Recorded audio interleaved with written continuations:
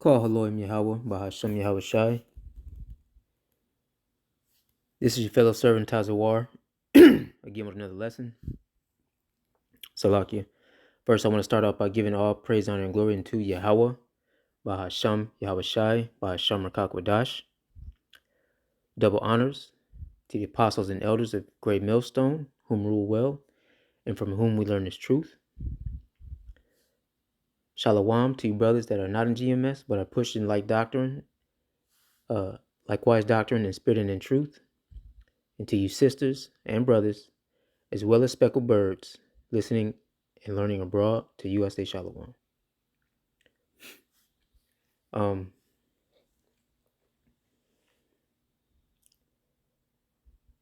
This lesson is going to be basically about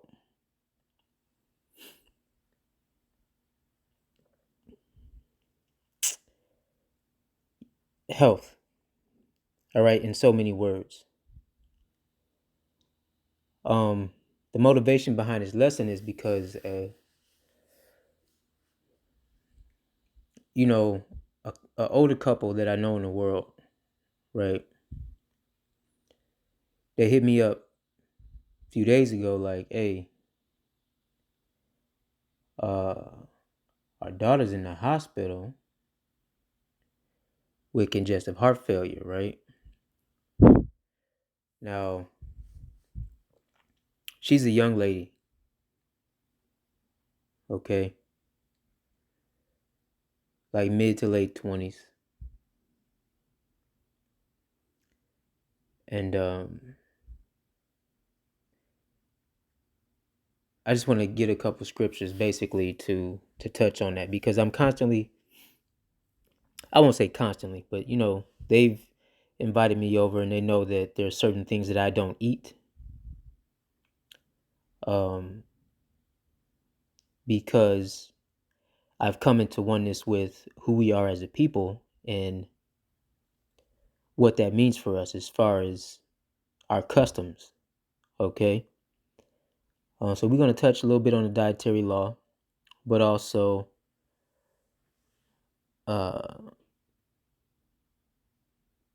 some other things. We're just going to see where the spirit goes. But anyway, let's go ahead and jump right into it. Let me grab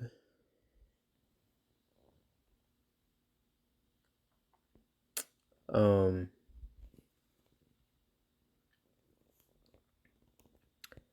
book of Genesis, chapter 1. All right.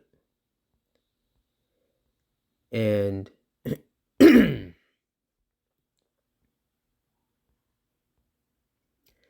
29, I believe, right about the 28th.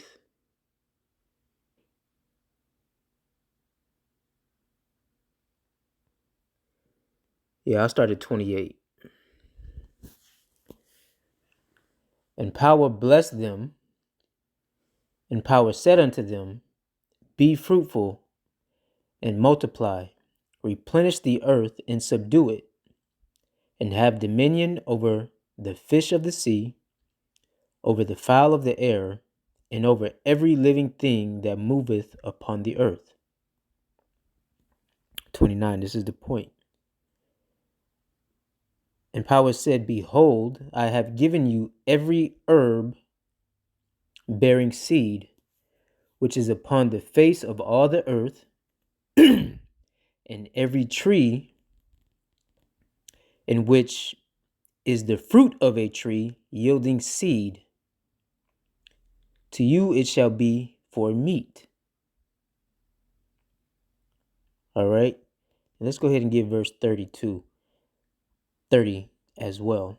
And to every beast of the field, and to every fowl of the air, and to everything that creepeth upon the earth, wherein there is life, I have given every green herb for meat. And it was so.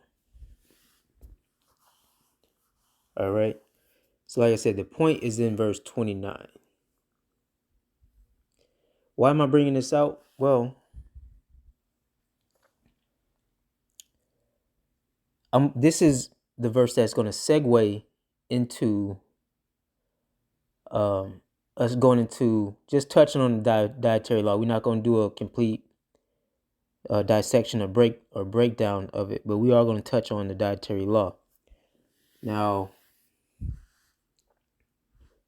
every herb, right, and tree bearing fruit that yields a seed, to you it shall be for meat. Well, this tells you that herbs and fruits and vegetables, all right, we are supposed to be consuming those, all right, on a regular basis.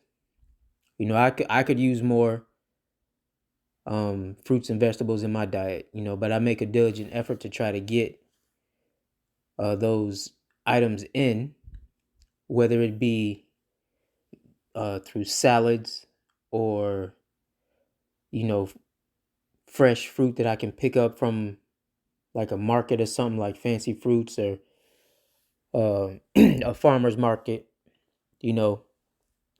And you really want the things with seeds in it, right? So like seeded watermelon, seeded grapes, all right, papaya, you know, your different cantaloupes, you know, squash, things like that. Okay. Now, and also your herbs, because many herbs have healing properties. Okay. Garlic is one. Okay. Ginger. Okay. Now you can take the ginger leaf. All right. Because if you plant ginger in the ground, it'll sprout up a shoot. You know, shoots grow leaves. So you can clip those leaves in those shoots and, you know, chop them down as like a ginger chive, if you will, something of that nature, and put it in your salad, over a garnish over your food that you prepared, or even put it in smoothies. Okay. You can eat the root as well. Same thing for items like turmeric and things like that. At any rate, this young woman is in the hospital for congestive heart failure. Okay. And like I said, she's in her mid to late 20s. Like she's between like 24 to 26, somewhere in there. And she's much too young, all right, to be having congestive heart failure. Okay. This means that there is a issue with lifestyle. All right. She's carrying a little too much weight. I ain't gonna say a little, she's carrying too much weight. And then her diet is not on par. You know,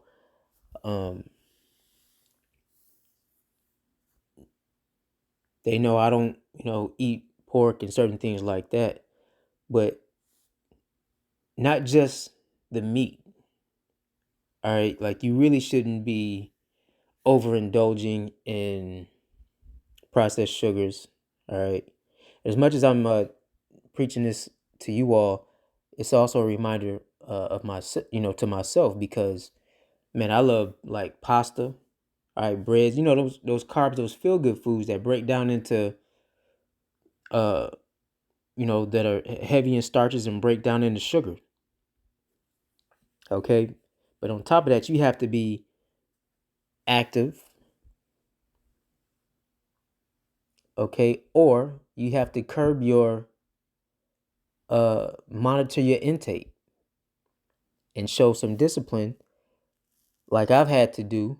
Like my activity level has dropped, then I don't need to be consuming the same amount of calories as I would if I was living a highly active lifestyle. So you have to make those adjustments, because if you pick up too much weight, that leads to all type of problems that can manifest. But again, going into these doctors, all right, and these officers and physicians of lies, much of the time, I'm not saying that there's no decent medical care. But let's just be clear. If I say it this way, if the healthcare system healed everybody, they would go out of business. Okay, they're in the business of making perpetual clients for the most part. So you have to do your due diligence to monitor your own health. Okay, things like pork, shrimp, crab, lobster, all of those abominable foods that the scriptures tell us not to eat, we should not be eating them. Okay, and there are reasons why we should not be eating those foods. Let's go into Leviticus and just grab a couple of those. Leviticus 11.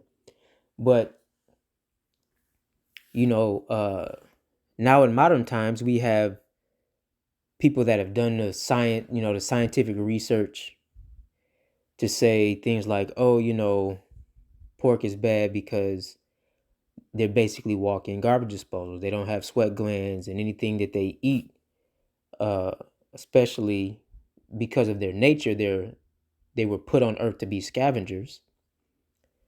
All right. It becomes a part of their DNA.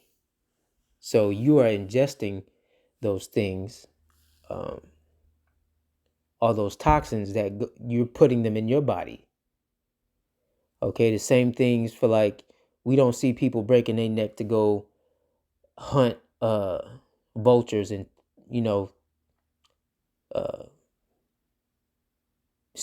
scavenger birds, if you will, to stick them in a fucking pot and put them in the oven.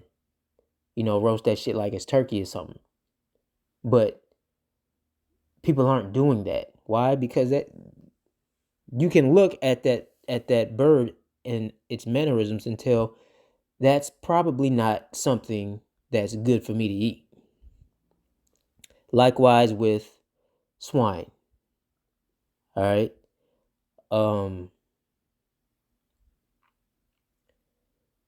And the people in power, man, they pushed all manner of abominable foods on our nation, on our people, specifically on the Israelites. All right. Mainly so they can accuse us, okay, to the Heavenly Father and say, look at what they're doing. They breaking the laws, you know what I'm saying? So they market all type of, you got your sausage, egg McMuffins, and any type of drive-through, whatever you can get, which you shouldn't be eating that shit anyway. But that's all they market. Them little nasty ass breakfast sandwiches, whether it's sausage or bacon or whatever the fuck they got. Right? And when you go to the markets, the supermarkets, pork is the cheapest thing. The pork, the bacon, the sausage, the pork chops, the pork butt, the shoulders, pork shoulder, the roast, all of that shit. It's cheap. So a lot of our people who tend to have who tend to struggle in the income department, all right, we ain't the richest nation on the planet, although we spend the most. All right, we are the largest consumer nation. So if niggas stop buying Jordans and start buying better food, we see a drastic change in our health in a week. Right? And then in turn, that would affect the mindset of our people as a whole. But that's another discussion. But there's definitely a link to, what you ingest, what you take in, and your mental output, as well as your physical activity, hormone levels, and all of that. But they don't market things like turkey bacon. Right? When the last time you seen a commercial for turkey bacon or an ad for turkey bacon? but it's well known. So there's really no excuse, right? Most restaurants, they don't advertise those as alternatives, right? And then beef bacon, which is something that I prefer. If I'm going to have bacon, I prefer beef bacon over turkey bacon. All right. To me, it's just more flavorful. All right. I like the texture of it, but there's absolutely alternatives to the things that they push in our faces. All right. Let's see. Let's get one right here. This is Leviticus chapter 11 and 1.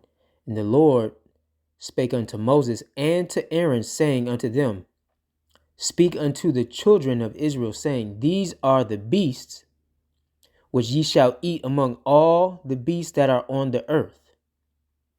Okay? Whatsoever parteth the hoof and is cloven footed means it's the hoof is split in half. All right. And cheweth the cud among the beasts, that shall ye eat. That means it has to be both cloven footed and chew cud. It can't have just one or the other, because pigs have cloven feet, but they don't chew cud. Camels chew cud, but don't have cloven feet, right? So the Ishmaelites, or the so-called Arabs that eat camel, they going off according to the law. And this, Abraham knew about this law, okay? This was given unto him because his descendants were given certain laws. Why you think Ishmael don't eat pork in the first place? They know that much. They should know not to be eating no damn camel. Anyhow, so the point I want to make with this is we given both herb and fruit and meat. All right, that's lawful. Okay, this is just talking about the beasts that walk on the earth. But if you read down, okay, the scriptures go into fowls of the air, all right, the different types of fowl or birds or flying things we can eat, because locusts and grasshoppers are considered fowl. Okay. It also goes into things that dwell in the waters, right? In the seas, the rivers, and the streams, things that we can and cannot eat. All right. And just to keep it plain, things like shrimp, crab, and lobster, we shouldn't be eating that shit. All right. It has to have both fins and scales, not an exoskeleton. Shrimp don't have scales, they have exoskeleton. Okay? That little shit you peel off, that's a fucking exoskeleton, and it ain't scales. Anywho.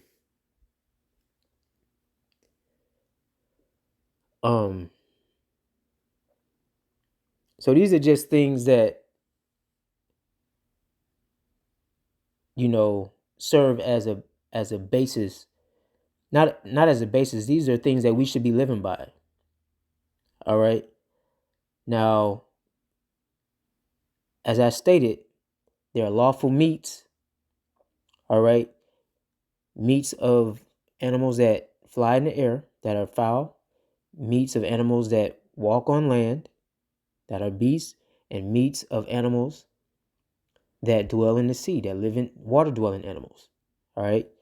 All of those three dominions in the earth, we have a list of creatures we can and cannot ingest. All right? Why am I bringing this up? Because for those Israelites, for those of you who may be, we shouldn't be eating nothing but fruits and vegetables anyway. we never should be eating meat because our body ain't designed to eat meat, yada yada, all of that shit. Listen,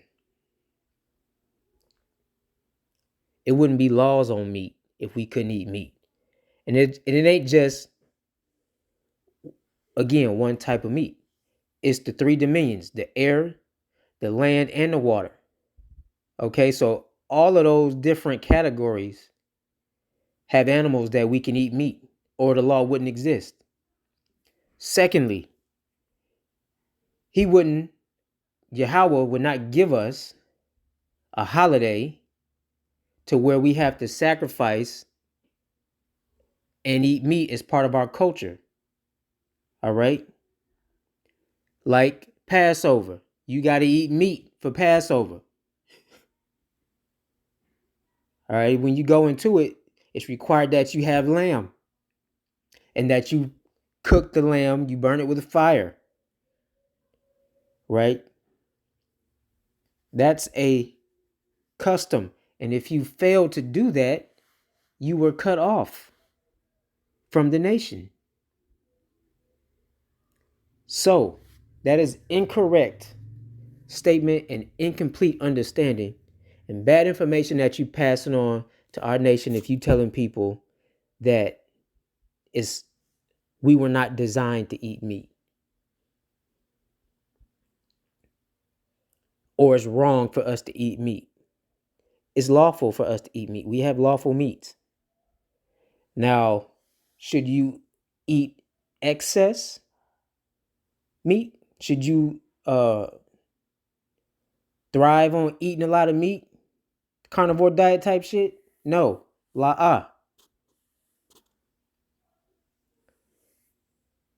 All things are done decently in order, okay? And everything in moderation. Salakia.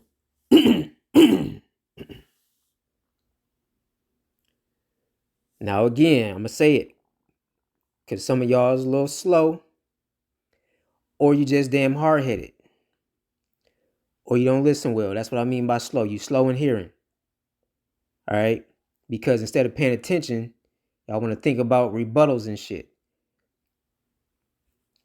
Yes, the fruit and the herb was given as meat. Yes. It says that in Genesis 1, we read it. Herbs and fruits of the trees bearing seeds were given as meat for us. That is correct.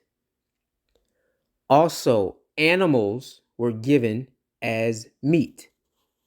Okay, matter of fact, let's go back to Genesis chapter 1, because I ain't never looked this up. We're going to do it right now and put it on wax. It shall be for meat. Let's look up this word, meat.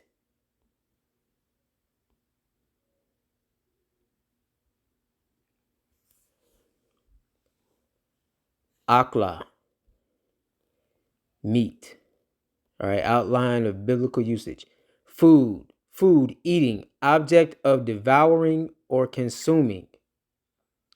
Look, right here, didn't it say by wild beast, figuratively, in fire of judgment. All right, meat. Food, consume, devour, eat. Food, meat. So that word, this word, akla, is the same word used to, what it say? Fuel, devour, eat, consume, meat. So something that we are supposed to consume or devour. All right, let's get the root word.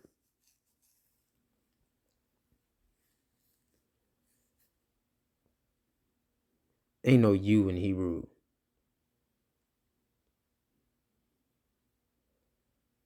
Akawal. All right. Devour. What does it say? Devoured. Devoured. In the Strong's definition, say devoured. A fancy name.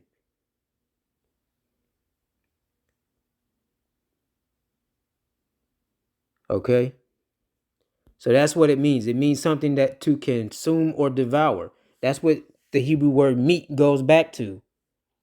It ain't talking about flesh. All right, even though the flesh of fruit is called the meat of the fruit, and the flesh of the animal is called the meat of the animal, it stands for consume or to devour. All right. Now let's go back to Genesis. Salaki. Let's go back to Leviticus 11.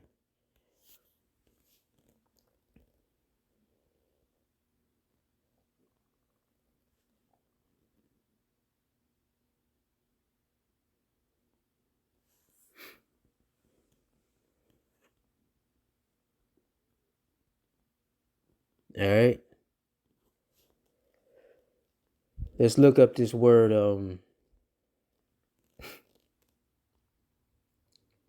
Salaki. Let's go back down. Let's look up flesh right fast. See what it say. Just pull up verse 8. Just the first verse that said flesh. Bawasar. Flesh of the body of humans, of animals, the body itself. Male organ of generation. Regeneration. Y'all know what that means. Kindred, blood relations. Flesh as frail or erring, man against power, all living things, animals, mankind. Are not the plants, the plant lives and all that, are they not living things? Strong's definition. Flesh, from its freshness. By extension, body, person, also by euphemistically, all right, the pudenda of a man, body, fat, lean, flesh, all right, so the fatness, the fat, kind, nakedness, self, skin. All right, so two different words though. Two different words for flesh and meat.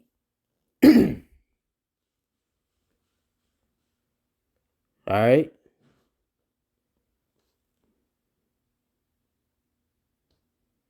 And we see that this what it's talking about, the flesh in these cases is talking about the animals that we should not eat. You know, down when you get to verse 8. So carcass. All right. Matter of fact, let's go ahead and get that too. And their carcass, that way it ain't no confusion. Carcass, corpse of humans, idols, or animals. Carcass, dead body, dieth of itself, dead of itself, died body. All right, Strong's definition. A flabby thing. A flabby thing.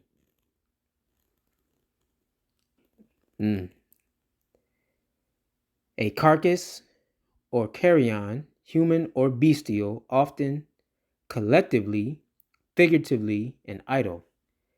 Dead body, dead carcass, dead of itself, which died, beast that died or died of itself. All right, so it's a corpse or a carrion, right? A carcass. That's pretty self-explanatory, right? So we know that word meat go back to devour, all right? And flesh go back to body, all right? Just so you can get some understanding when you read these verses. Let's go down to verse 13. No, hold on. Let me go back up to 9. Because these was in the water. All right. So you can go through this and get a little more understanding yourself. These shall these shall ye eat of all that are in the waters. Whatsoever hath fins and scales in the waters, in the seas, and in the rivers, them shall ye eat. So that we can eat, right? Let's get this word eat. Let's see. Hold up. Because it might be the same word as meat. Shall ye eat. A call. Look at that. Same word. Meat and eat is the same word in the Hebrew. To eat, to devour, burn up, feed, right? To consume. All right? To consume.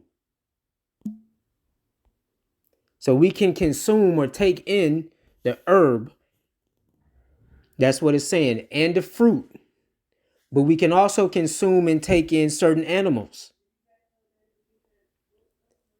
All right?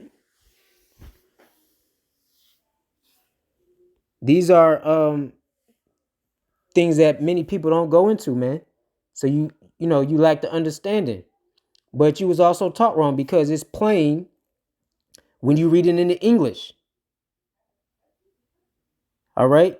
That you can have meat. But anyway, oh,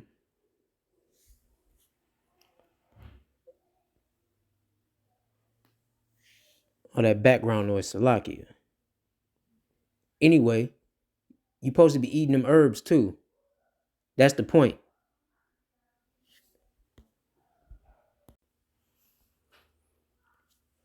All right. This one right here, the heading right here, the 13. This is the fowls that I was telling you about. Avoid the unclean. These are they which ye shall have an abomination among the fowls. They shall not be eaten. They are an abomination. The eagle and the ossifrage and the osprey and the vulture and the kite after its kind, every raven after its kind. All right. And the owl and the nighthawk and the cuckoo, or the cuckoo. All right. And the hawk after his kind. All right. And the little owl and the cormorant. Yeah, cormorant and the great owl. All right. And the swan and the pelican and the great eagle. All right. The stork. Basically, you understand. All right.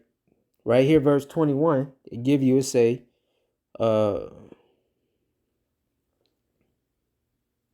yet these may ye eat of every flying, creeping thing that goeth upon all four, which have their legs above their feet, to leap withal upon the earth. Even these of them ye may eat. The locust, which is considered a fowl, the bald locust, all right, the beetle, and the grasshopper. All right, so we can eat them. All right. Anyway,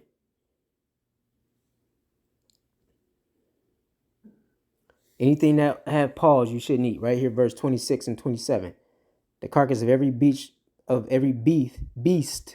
which divideth the hoof, and is not cloven footed, nor cheweth the cud, are unclean unto you. All right. Every one that touches them shall be unclean. 27. And whatsoever goeth upon his paws among all manner of beasts that go on all four, those are unclean unto you. All right. Whoso toucheth their carcass shall be unclean until the evening. All right. But you shouldn't be eating that shit. That mean coon, dog, cat. All right. Rabbit, it got paws. You don't need to be eating it. That's how people get highest blood pressure, clogged arteries. All right. And then in this present time, not only do we have abominable foods that's being pushed as delicacies like shrimp, crab, and lobster. You know what I'm saying? You're going to get you a surf and turf, right, with some unclean ass fish. You know what I'm saying? You might get a damn catfish dinner in a steak or some shit. Or you can get How they doing the little upscale joints? You can get what, lobster tail and steak, crab legs and shrimp and steak. And so you ain't supposed to be eating that shit. And then they'll bring you some damn oysters as an appetizer. Talking about some, it's an aphrodisiac. You know, that's off, man. Anyway, they be pushing abominable foods. And then on top of that, we have bills that have just been passed for clone meat, right? 3D printed meat, and all manner of stuff, man. All manner of wickedness going on. And then, let's just say, well, I'll say it like this. If you are getting some type of vegetable in you, it's a high chance that it's probably been, genetically modified. You got GMO food, vegetables, down to the seeds. The seeds now is GMO.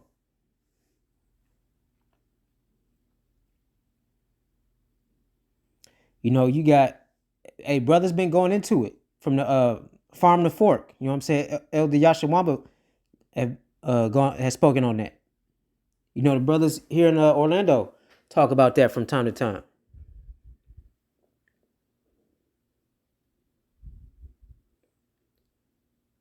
Because at some point they're gonna try to track everything with the whole carbon footprint. But they don't want people growing their own food. It's illegal to grow your own food in some places, or they want to know what you growing, so they can tax your ass, or so they can give you some fucked up ass GMO seeds.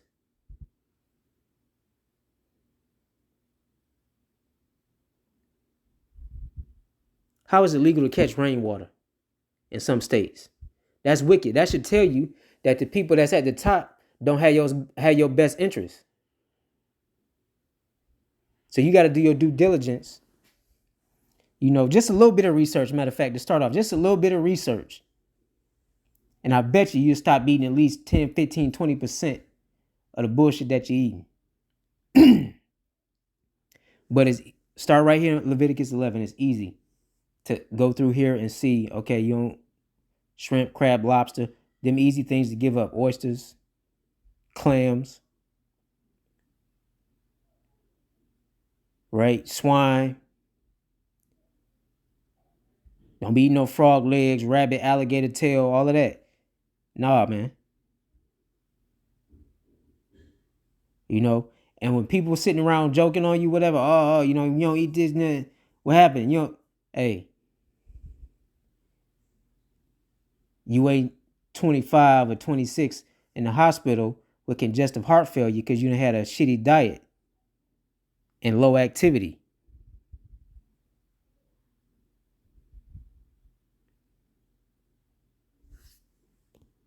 All right.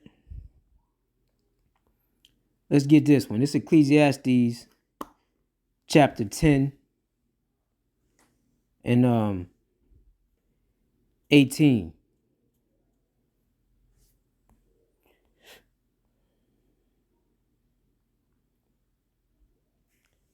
This is going into being a sloth, right? Eating and then not burning that shit off.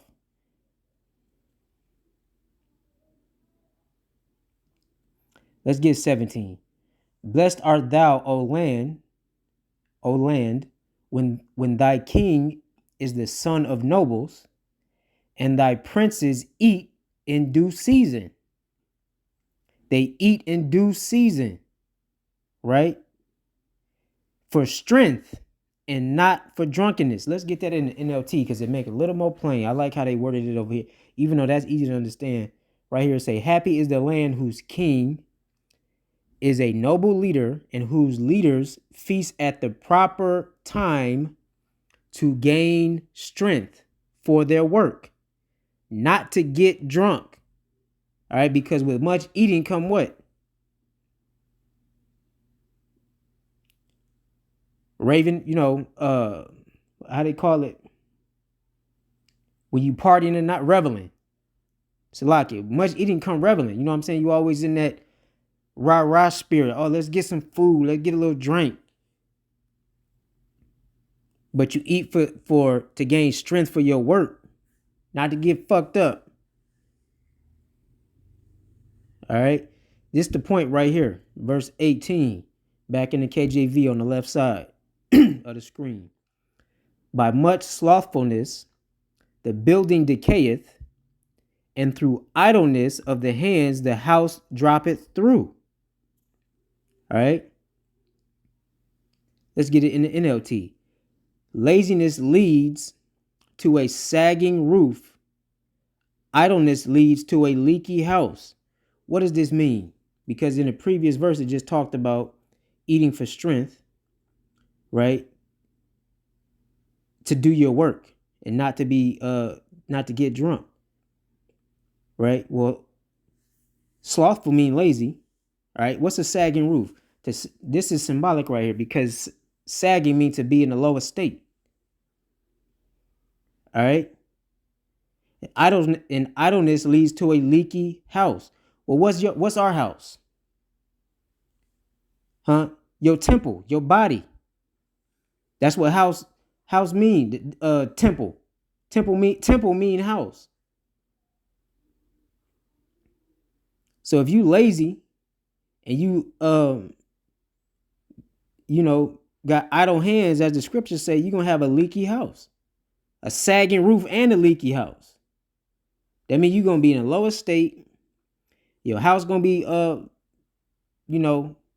leaky with that going to basically not having a good foundation. Like it's running. So you got a roof that's sagging and running. Let's get it. Matter of fact, let's go into some of these words.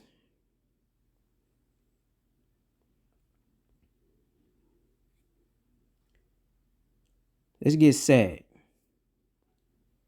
To be low, be humiliated, right? To be low, be humiliated, to sink, to be brought low, to be humiliated, to be low and humiliated. That means you ain't gonna have no good reputation, right? Let's get what this word rafters mean. Rafter, beamwork, right? Right here in the Strong's definition, it say frame of timbers, building. Well, what's our frame? Well, the framework of our bodies, right? Your health is your framework, man. Because you in poor health, your your temple gonna start breaking down. All right. It didn't say through slackness. What's this? Let's get leaks. Dalaf, to drop, drip, to leak, to weep of tears. And then let's get house. Bawayath. No why is bayath. Right? House, dwelling, habitation, shelter, or abode of animals. Human bodies, right? Figuratively speaking. And that verse is figurative. Human bodies of Sheol, of the grave, right? That's what Sheol means. Shawa'al, right? Of abode of light and darkness, right? Household, family.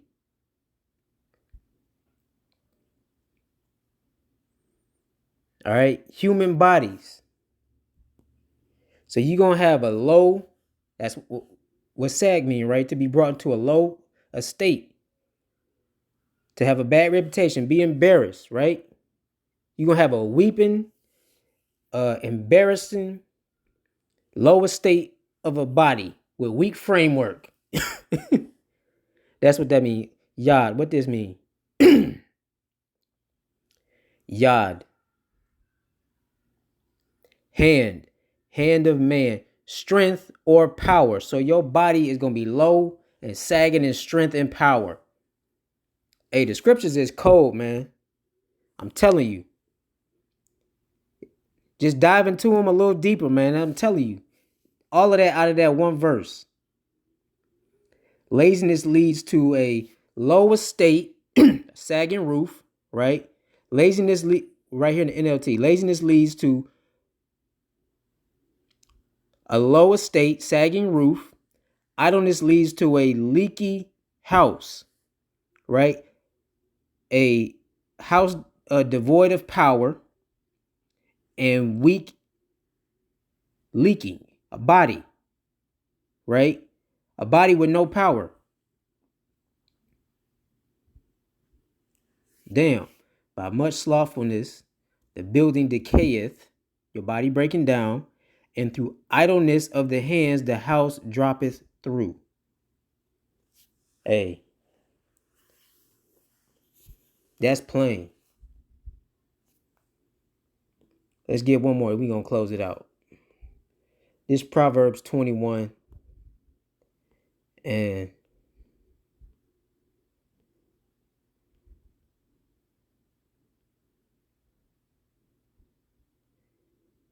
right here, 25. The desire of the slothful killeth him, for his hands refuse to labor. All right? Get off your ass, Jake. Stop putting hand in the mouth all the time. And get off your ass. NLT, Proverbs 21 and 25. Despite their desires, the lazy will come to ruin, for their hands refuse to work. All right? And that means putting work into your health as well. All right? With that, we're going to give all honor, praise, and glory unto Yahweh, Bahasham, Yahweh Shai, Bahasham Makakwadash. Until next time, I say Shalom.